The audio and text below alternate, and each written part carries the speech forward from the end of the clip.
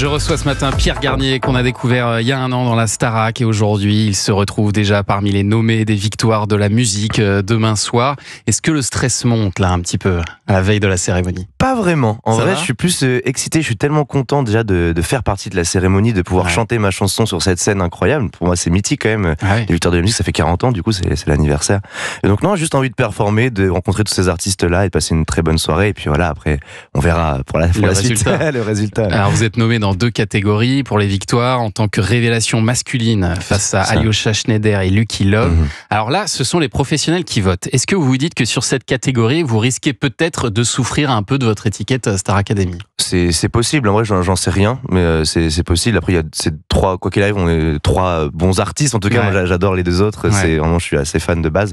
Donc non, il y a pas de problème entre guillemets, et je sais pas trop si je vais en souffrir ou pas finalement de cette étiquette ou pas. Déjà je suis nommé, donc je pense que j'en souffre pas trop, voilà. Et vous êtes nommé aussi dans la catégorie là où les téléspectateurs peuvent voter. Et les téléspectateurs, ils ont pris l'habitude de voter pour vous, Pierre Garnier. Cette chanson, vous allez donc la faire en live demain soir. Est-ce que vous pouvez nous en dire un petit peu plus sur ce que vous comptez faire?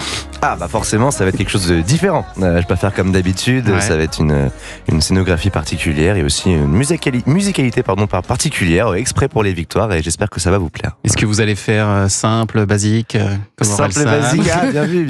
En vrai, parce que c'est ce qu'il avait fait. Oui, c'est assez simple, épuré comme moi finalement, mais différent. Voilà. Très bien. Et alors face à vous, il y a celle qui sera avec nous lundi, Santa avec Recommence-moi. Exactement. Il y a Ensemble d'Alyosha Schneider, mais aussi Solane avec Rome qu'on a reçu dernièrement, Clara Luciani, Tout pour moi.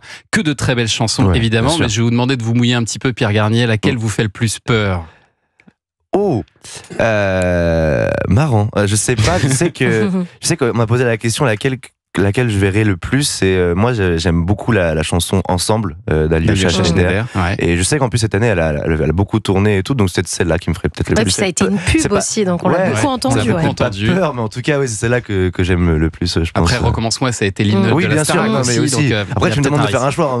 Non, mais c'est bien. Mais j'aime beaucoup, c'est un style qui est peut-être plus proche du mien. C'est vrai. Du coup, voilà. En tout cas, vous pouvez encore voter. On le dit aux gens qui nous écoutent, vous pouvez encore voter pour votre chanson préférée. Ça se passe sur France.tv. La chanson de Marine, la gagnante de la Starac cette année. Je trouve qu'il y a une filiation quand même dans le style musical entre vous et elle. Est-ce que vous le ressentez vous aussi? Je sais pas si je le ressens, mais en tout cas, je trouve qu'elle s'en est.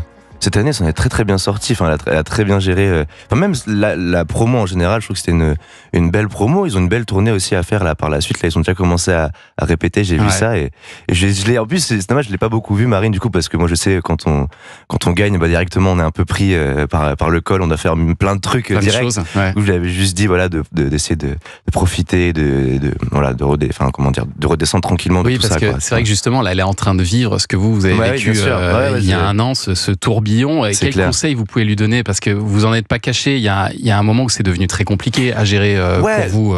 Vous étiez très très fatigué de ce qui vous arrive. Fatigué. J'étais un peu, je vais pas dire surmené, mais en tout cas j'étais un peu perdu dans tout ce qui m'arrivait. C'était nouveau et je pense que pour elle aussi. Et je pense que faut se créer des temps de pause et il faut pas hésiter à parler aussi à son entourage, entourage professionnel qui est là pour ça aussi. Et de leur dire stop par moment, quoi. Ouais, c'est ça. De leur dire des fois, ça peut-être un peu trop, etc. Et aussi, bien sûr, penser dans sa tête qu'on fait que de la musique aussi, et il faut pas trop se prendre la tête aussi. Je pense qu'il y a aussi une question mentale qui joue beaucoup dans tout ce qui est nouveau comme ça, et faut continuer à faire. On aime ça, donc faut continuer à le faire et pas trop se perdre là-dedans, quoi. Mais alors les demandes de fans en tout cas sont toujours là. J'ai reçu par exemple cette question pour vous de Lilou sur Twitter. Est-ce que vous pensez sortir un nouveau single bientôt? Est-ce que vous travaillez sur de nouvelles chansons actuellement? Alors c'est pas trop prévu au programme pour l'instant. Là je me concentre surtout sur ma tournée effectivement, qui va durer quand même pas mal de temps, et j'ai envie pour la suite de quand même prendre un peu le temps de voir ce que j'ai envie de faire de différent aussi, peut-être, parce que là j'ai fait l'album sur pour moi c'est une photo d'un instant T de moi, et j'ai envie d'avoir une évolution par la suite, donc faut que j'y réfléchisse, et je pense que c'est pas encore le moment de faire tout ça, quoi. Là pour l'instant c'est la tournée, vous avez déjà rempli votre première Olympia, là c'était le 22 janvier dernier. Comment ça s'est passé? C'était incroyable. J'avais peur en vrai avant d'y aller, parce que c'est quand même une salle mythique, et etc. Je me suis mis un peu une pression là pour cette salle, et en fait en sortant j'étais tellement content, le public était juste fou, ce qui est rare, pas rare, mais en tout cas à Paris c'est vrai qu'on a tendance à avoir un peu plus de mal par exemple en Belgique, etc. Et là c'était juste incroyable, et j'ai passé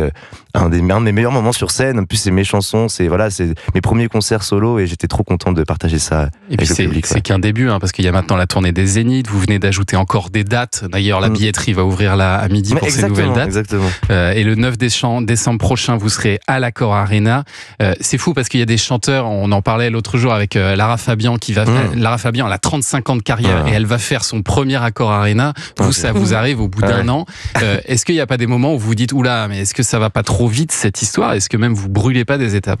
Bah si, mais ça c'est depuis le début. Depuis que j'ai fait la Starac, j'en suis sorti, j'ai brûlé énormément d'étapes et en vrai, je pense que j'y peux rien. c'est comme ça et je pense qu'il faut faire. Enfin, chacun a son parcours finalement. Chacun a fait son chemin différent. On ne devient pas artiste tous de la même façon. Et donc non, moi je suis très content. Ça vous fait pas peur? Ça me faisait peur au début, je pense, mais maintenant je me dis c'est comme ça, on y va, on fonce et je suis trop content de vivre des moments comme ça aussitôt dans ma vie. C'est-à-dire que là, je suis content. D'accord, Arena, l'Olympia, les Zéniths et tout, c'est juste incroyable. Ouais. Et alors d'ailleurs, à propos de ces concerts, j'ai reçu une autre question pour vous de Romaine. Est-ce qu'on a une chance d'avoir un album live du chaque seconde tour? Il y a beaucoup de gens aussi qui demandent un DVD déjà. C'est vrai, non, c'est vrai qu'en plus, moi j'adore, c'est que moi personnellement, quand j'écoute de la musique, j'écoute beaucoup de live et je pense que c'est cool de proposer ça aux gens. Donc pour l'instant, on sait pas, mais sûrement. Il y aura sûrement une captation. Voilà, il y aura sûrement quelque chose. Justin Bieber. Justin Bieber. Ouais. Vous trouvez une certaine filiation avec lui. Qu'est-ce que vous aimez chez lui? Plein de trucs. En vrai, c'est juste que ça a bercé un peu mon adolescence et je me suis retrouvé, je sais pas, il était jeune comme moi aussi, je pense que je me suis retrouvé aussi dans son âge au moment où je regardais et je sais pas, sa voix, son charisme aussi, je pense qu'il a un charisme un peu naturel et donc en fait, il y avait un mélange de plein de styles comme lui, du coup Justin Bieber que je regardais vraiment, plus la musicalité d'Ed Sheeran que j'ai peut-être plus regardé maintenant et voilà, un mélange de tous ces artistes-là que j'écoutais. Voilà. Et c'est vrai qu'il y a l'excellent Ed Sheeran que vous avez repris une fois, c'était dans l'émission Fin de Dîner. La vidéo, elle a été postée sur TikTok et alors Ed Sheeran l'a commenté. Ouais, sur Twitter, il a mis un petit, il a repartagé, enfin pas repartagé, mais il a mis un petit commentaire en mode well done, je crois, je sais plus c'était quoi le mot exact. So good. So good, voilà. C'est pas mal quand même. Ouais, ça c'est classe. Hein. C'est la classe. Ça c'est cool, c'est très cool, c'est très cool. Peut-être moyen de faire un petit duo avec lui un jour. Espérons. Ce serait un de mes rêves en tout cas. L'appel est lancé. Et je crois que vous aimeriez faire un duo avec Angèle aussi. Ouais, c'est vrai que j'en avais parlé. Ouais, je trouve que j'aime beaucoup Angèle aussi. Il y a plein d'artistes que j'aime beaucoup. Allez, encore un petit son. De la chanson française aussi, un peu du cinéma français même. Ouais. Comment ça s'est passé? C'est très bien passé. C'est vrai que moi je suis arrivé un peu à la fin de tout ça. Je suis pour le dernier jour parce que je suis en tournée en ce moment-là et je pouvais pas venir autrement. Et ils m'ont agréablement accueilli, j'étais très content parce que je connaissais pas vraiment tout le monde et l'ambiance était très conviviale, on était tous là pour la bonne cause, on est content de se rendre utile aussi avec la musique et donc il y a quand même mes copains genre Joseph Kamel, tout ça qui était là aussi et donc j'étais très content. Ouais. Et ça veut dire qu'on va entendre certaines de vos chansons ou une de vos chansons au concert des Enfoirés? Sûrement, oui. Sûrement. Ouais. J'aime bien parce qu'il a appris à jouer au ni oui ni non. C'était écrit le studio Coluche ici. Oui. C'est pour ça que j'ai pensé à ça quand je c'est ici que Coluche a lancé l'idée des restos du cœur. Parfait, c'était la boucle est bouclée.